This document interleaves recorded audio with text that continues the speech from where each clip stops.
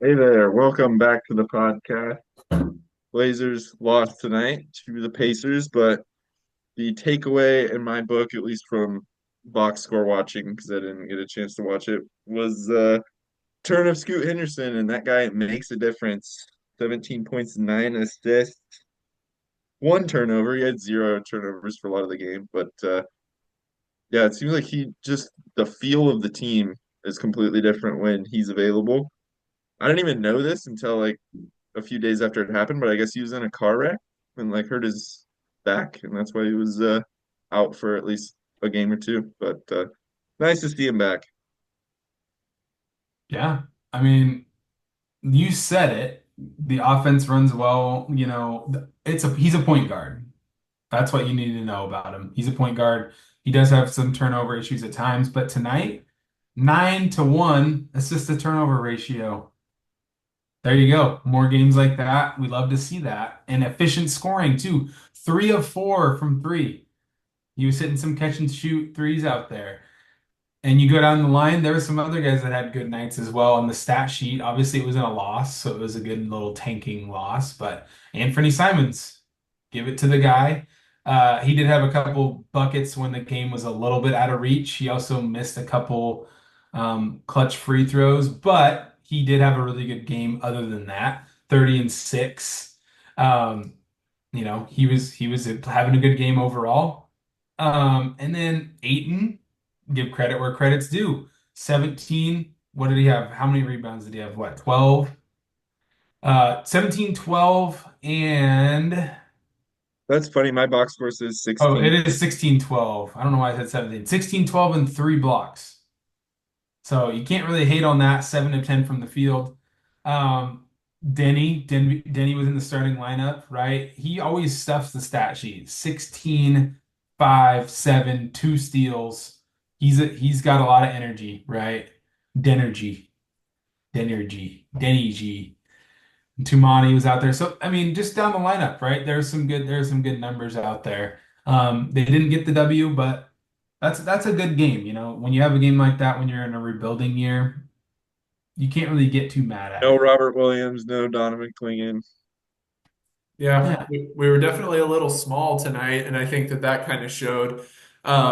And yeah, I mean, it's an interesting situation that we've talked about a lot in that when we see Simons and Aiton out there, what we're really hoping they can do is prove their value to someone else.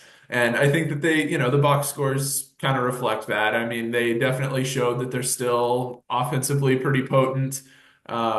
He's a big guy, Aiton is, that can go out there and get some rebounds and block some shots. But, a lot of the guys that we want to see either weren't playing or played less because of those minutes, that minute sharing. So, yeah, I mean, seeing, Simons and Aiton back in the lineup isn't necessarily what excites me at this point in the season, but at least they played pretty well, get some good stats so that hopefully as we move forward, we can figure out what's going to happen with them long term. It is good to see Kamara, getting the start and Advia. Both of those guys are guys that I hope we can keep for a while. Can we What's clear going the on ear with this? here real quick? Is it Advia or Odd? What? How do you pronounce his freaking name? I've heard like Odd Avdia, Avdia or Advia because it's spelled Avdia, and I've heard Calabro say Avdia, but I've been calling him Advia this whole time, and I've heard other people say that. What are we going with officially here? Well, I think we should ask Mike Rice what he would say and go with that. He'd call him like Arvida, Advita. Arvida, Yeah. Arvidas. He would probably say live in a Vida Loca or something, which I think we should take God, and run with it. I should be. R.I.P. Mike Rice. I don't even think he's dead, but still R.I.P. He'd call him Advita Fajita, and that would just be the end of the conversation. Sorry, Yeah. Riley, you can continue. Well, I just just just to answer or to try to answer your question, I'm pretty sure this is one of those issues where we're trying to make sounds that native English speakers can't make. Like I think that the V and the D kind of go together into a sound that we just don't really. It's like yeah. Oldsvia, Oldsvia. It's one of those sorts of situations. But anyway, I'll Yeah, be good to good. see those guys playing. Hopefully part of the future of the team. But what's going on with the sprains? As I'm looking down this injury report, it's like sprain, sprain, sprain, sprain, sprain. I don't know if these guys need Kirby was saying it before we went on the air. It's all hydration. These guys need to drink some more water or something. Any injury could have been prevented with better hydration and stretching. I mean, Um, it's guys that I think you're going to be able to include a guy like Matisse Thybulle in a deal, no problem. I still think Jeremy Grant is got value. You're going to be able to include him in a deal. If he sits out with a little sprain or a little injury here and there, that's a little minor one. I don't think that's an issue at this point. Um, Donovan, he did get knocked in the knee there. I'm okay if it's a knee sprain or whatever he's got going on. That's okay. Sit him out till you know he's healthy. Don't rush him back for any reason or any reason at all. And of course, be overly cautious with Robert Williams too. This is why you have Ayton for now, and why you have Duop Reith, and why you have those four guys. Just Duop Reith didn't really even get out on the floor, did he? He didn't I haven't play. seen him hardly at all this year. No. So he's been getting torched on defense, and the shot hasn't been there. And maybe that's because he's been limited minutes, so it's hard to get kind of your flow going. But man, I think that it's not that big of a deal when you see those little minor injuries. As long as there's no ACLs in that little injury feed, or MCLs or whatever, I'm okay with that. But here's kind of my bigger concern here. It's not really the injuries. It's not that I think they're like injury prone or anything like that. My worry is that we're just going to have another year where we don't play a lot of the young guys because they're hurt or whatever, because we're like going to try to save them again another year while we play Aiton and Anthony. I don't want to go back to that. I mean, still this season, by far the most entertaining and honestly the best team that we've put on the floor is the team led by Sharp, Scoot, and Klingon. And it's looking again like, and obviously like you can't prevent Scoot getting into a car accident. And I mean, a sprain's a sprain. I'm not saying that. I just hope that it's not a sign that we're going to have another year of those three guys only playing like 16 games together because someone's always hurt or while we're playing our overpaid millionaire star players that aren't long for the team.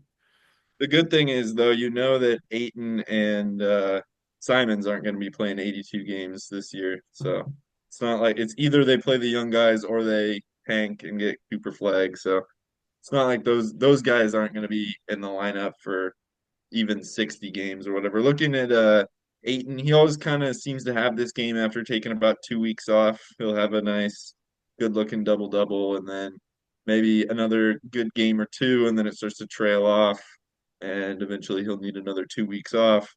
Simons, he'll be hitting that injury report here soon too.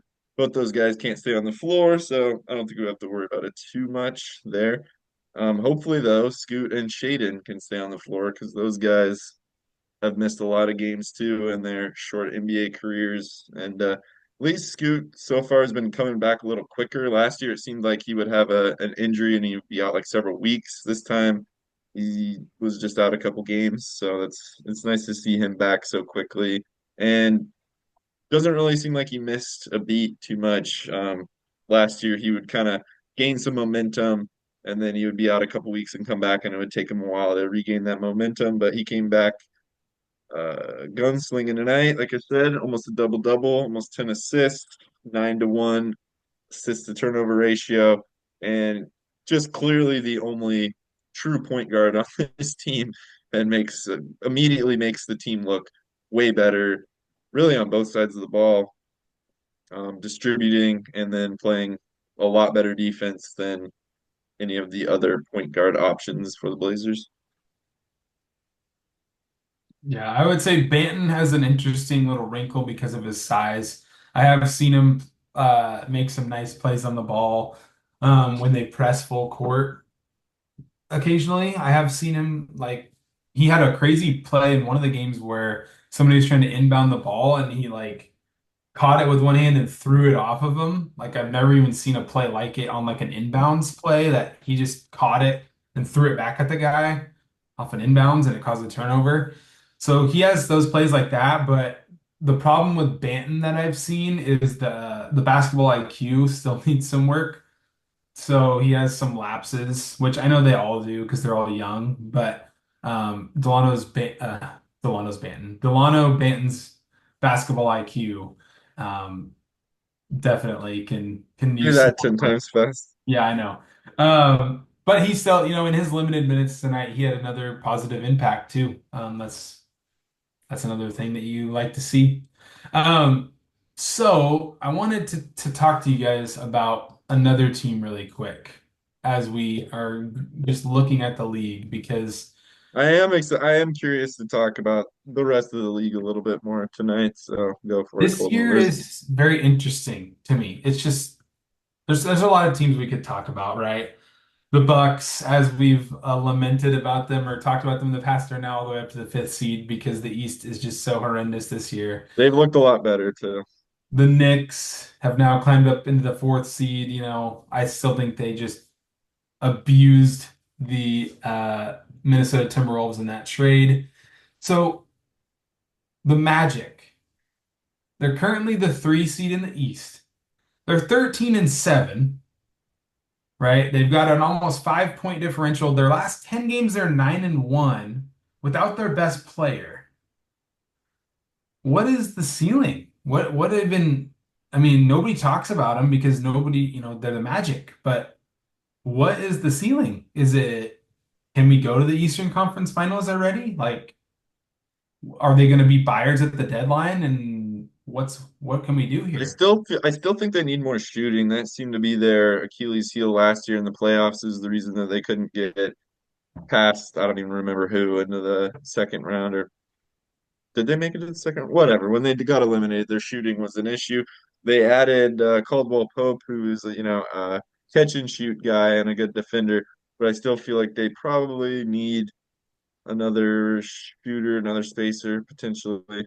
Um, but yeah, other than that, Bankero and Wagner are a crazy duo with size, ball handling, perimeter and interior scoring, and then they're just surrounded by defense mostly. And yeah, they're solid. I don't know if they're quite Eastern Conference Finals bound this year though, unless, like you said, they're a big buyer at the trade deadline where they get some help. Yeah, I mean, they're doing a lot of this without Bankero. He's been out for a while, and I hear he's coming back really soon, probably. But yeah, they look pretty impressive, and when he comes back, it could help them take another step. The problem is that even them taking another step, I don't think puts them at as good as Boston or Cleveland. Like you said, the East is pretty weak this year, except there at the top, I feel like, especially those two with Orlando and maybe New York kind of knocking on the door to try to compete with them. But yeah, I mean Cleveland and Boston are I To be think honest with you, I don't know if I believe in Cleveland. I mean, they're off to a hot start. They just didn't make any. There's no changes from last year and really the last couple years. They're deep, obviously. When it comes to playoff time, though, I don't know if I'm gonna buy, and then we'll see how the rest of the year unfolds. But I don't know. They got a new coach. That's really the only big difference in the actual structure of the team. I don't I know. think I've I seen think Donovan this. Mitchell flame out of a lot of playoff series. Not necessarily that it's his fault, but I just don't know. It'll be interesting to see if he could carry a team into an actual deep playoff run. I think one thing that is different about them from last year, I think there's two things that are different about them. One is that their young guys are a year older, which matters at this point. Going from 22 or 23 to 24, you're just getting closer to your prime for guys like Darius Garland.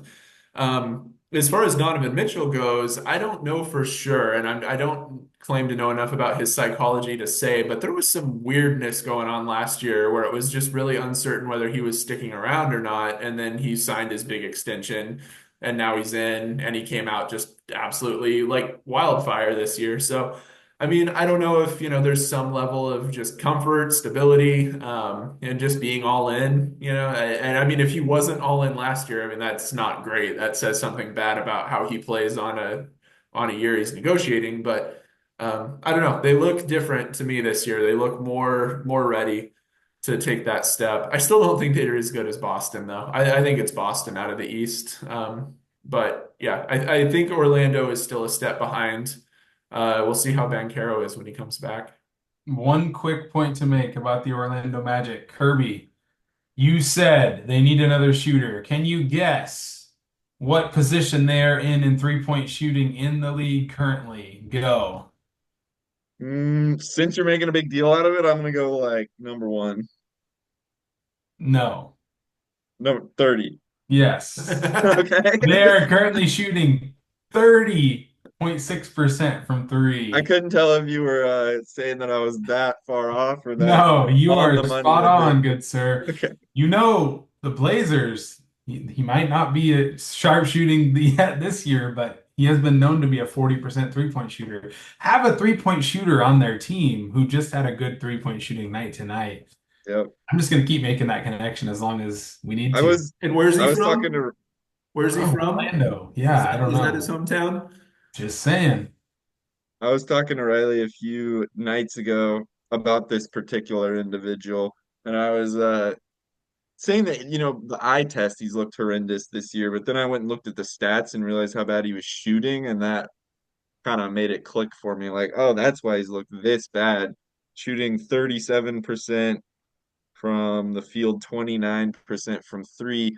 You got to imagine that those numbers will sort of regress back to the mean. We'll see him hit his normal career averages and he'll start to look quite a bit better because as we've lamented a lot that, defense and playmaking are not his specialties. His specialties are shooting. So when he's not even doing that well, it's going to look real ugly. But he starts to do that, then, he'll start to look like the player we know he is, which is a good player, like we've been saying for a long time now. On a night like tonight, a 30-6 efficient night with no turnovers, that is a player that can affect winning on a team, but maybe in a six-man role, which is what I've been saying his entire career. But I'm not always right, but I'm right in this instance, in my You're opinion. right. You're right in this.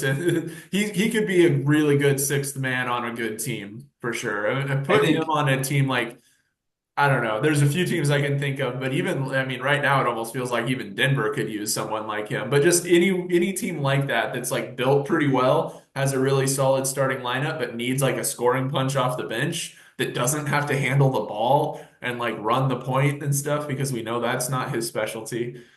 He can make an impact. I wouldn't mind seeing him go home to Orlando either. I don't know if they have really a package that's that enticing, although at this point I'd probably just take anything.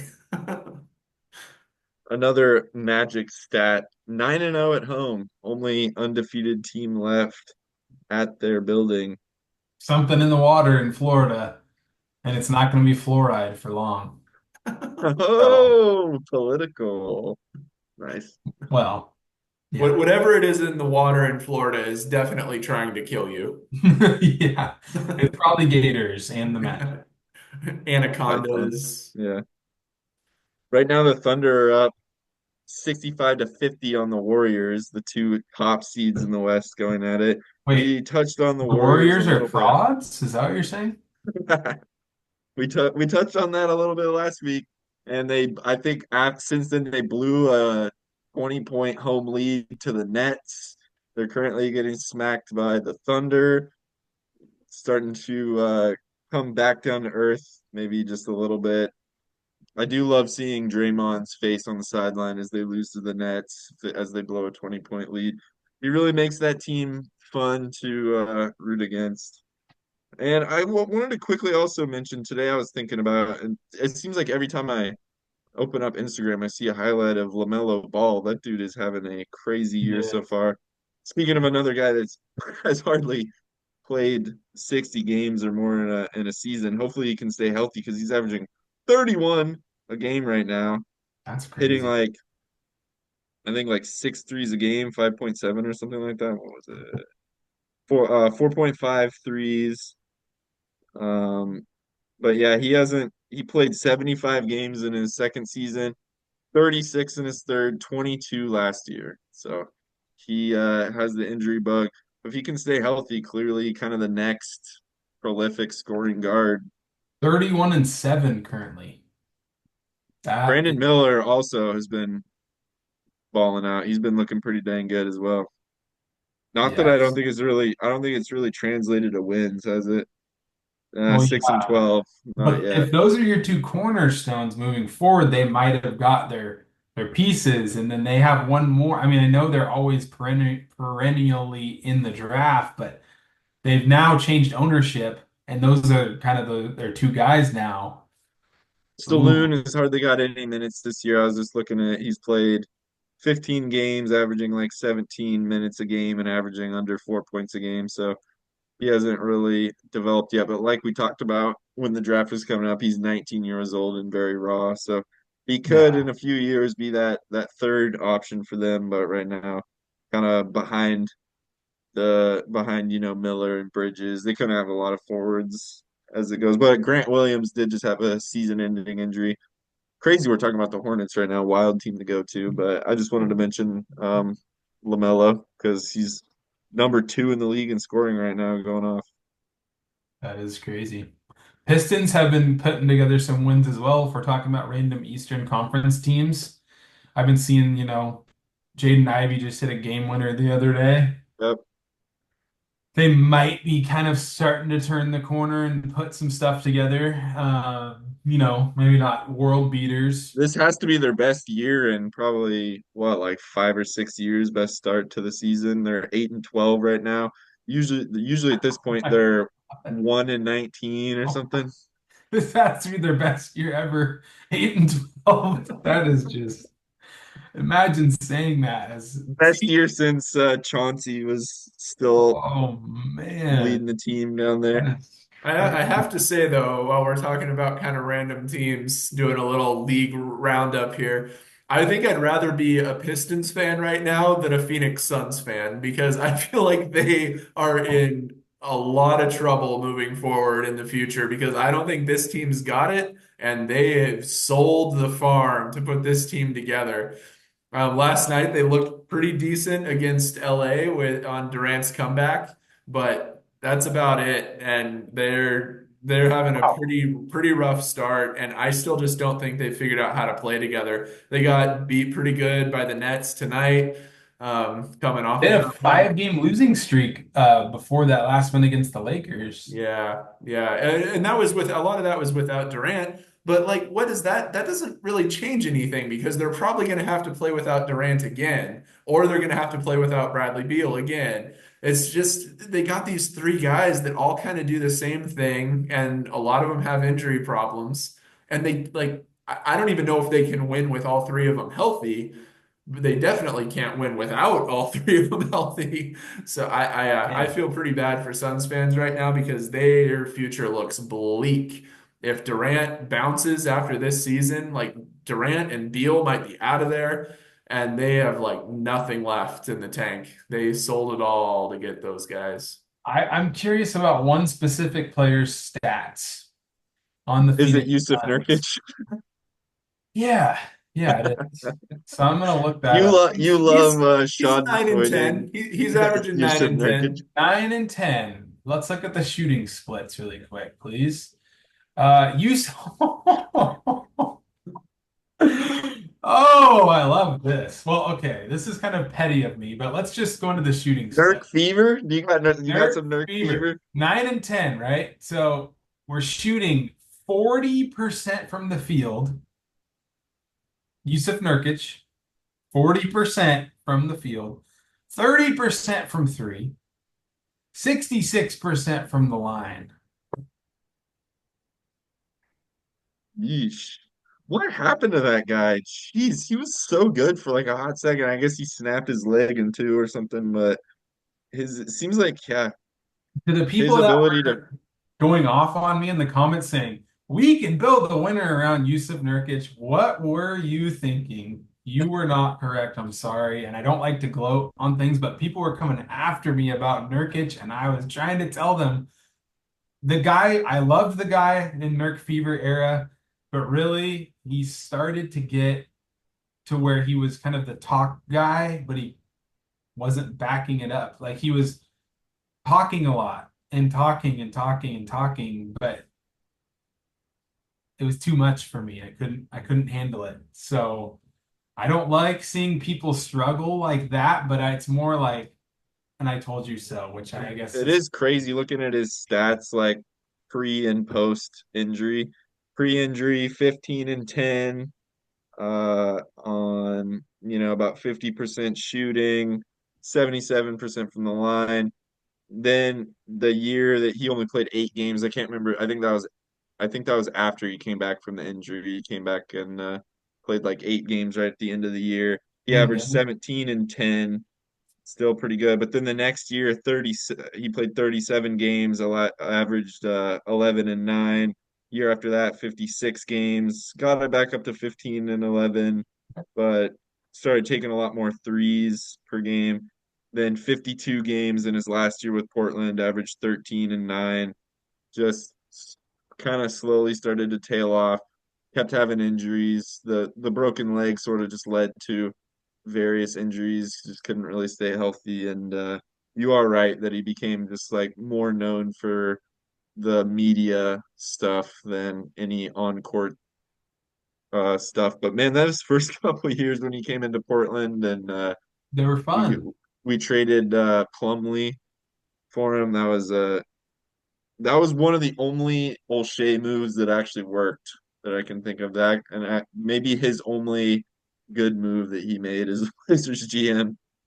I hate to I don't want to be like graphic or anything. We all remember the injury, but there is something about that kind of injury where I've noticed he's not the only one where it's just you almost never feel like you can really trust it again. I don't know that I've actually seen him jump like intentionally, like as high as he can since then. Because one time when he jumped as high as he could to grab a rebound, his leg didn't land. It just his part of his leg kept going while the other part didn't. I mean, that's a terrible thing to have happen to your body.